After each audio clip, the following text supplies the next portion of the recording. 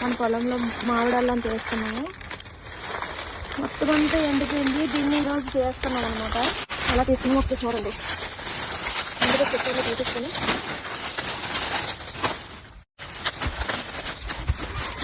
ఇంకా అంతా బయటకి వచ్చిందా దీన్ని ఇలా ఒకటి నుంచి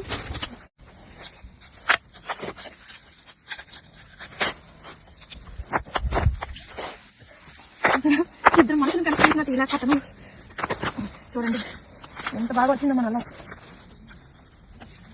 కదండి.